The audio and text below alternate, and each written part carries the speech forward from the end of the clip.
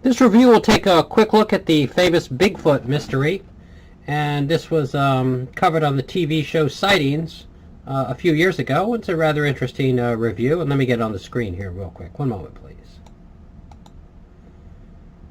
Possible migration patterns. Now, one organization is trying to collect every report, footprint, and eyewitness account into one communal database.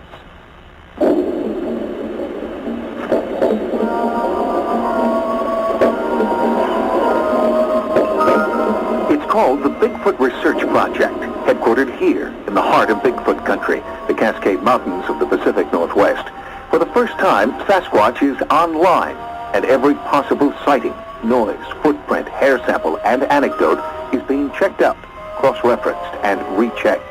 Already, the computer analysis is paying off.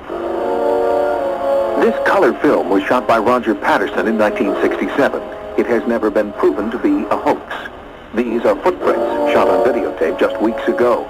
They were discovered in the same area the Patterson footage was shot, and the size of the prints and the length of the stride correspond exactly to the creature discovered 25 years earlier. One of the questions that arises is, when is one going to be found? There's no answer to that. Today, a week from now, 10 years from now, nobody knows. There are no guarantees. The way we're going with our project, which is a very sophisticated project, I think we're the people who are going to find one, almost certainly. The project is receiving grant money from the Academy of Applied Science in Boston, Massachusetts. And that's a quick review of the introduction. Let me advance this a bit. One moment, please. But Byrne quickly rules out all but a very few. This is a fake footprint. It's very square. You can see the line of the toes across the top here. It's simply straight, which is wrong. They should be angled. And then the sides are dead straight. And it's recognizable as a fake footprint, probably made with a wooden mold of some kind. This is an important videotape the Bigfoot Research Project is concentrating on right now. It's from Northern California, and it's from late last year.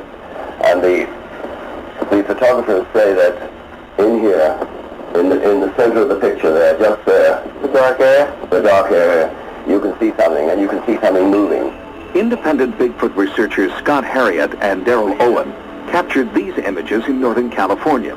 It was their first face-to-face encounter with an elusive creature they've been tracking for 10 years. I can see him pointing at something. After about 29 seconds, he then lowered the camera, looked at me, and started crying. I mean, he literally had a little minor break, started crying, and said, "Let's get out of here." I was very scared at that point as well. We went down the hill. I'm crying at this moment, so excuse my voice. It's right here. You can see it. Okay. The footage is being analyzed at Wonderfilm Design.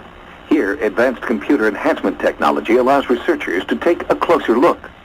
Right here would be the head and the arm down this way. And let me rock back and forth here. And as you can see, that it's something right there is moving while everything else in the picture stays static.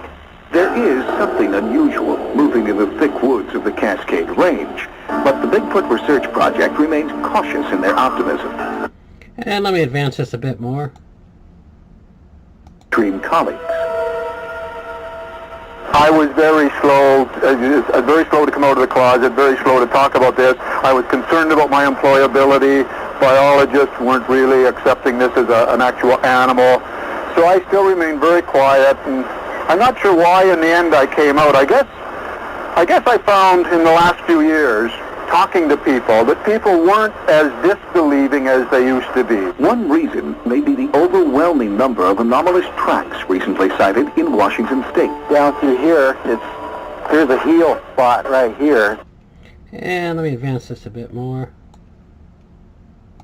You would think that every inch of the Pacific Northwest would have been scoured by now, but since 1948, over 50 airplanes have crashed in Washington state, never to be seen again. If large reflective metal craft have remained undetected for as long as 50 years, perhaps it's not so far-fetched that researchers have yet to recover a Bigfoot. And 200 yards, maybe 200.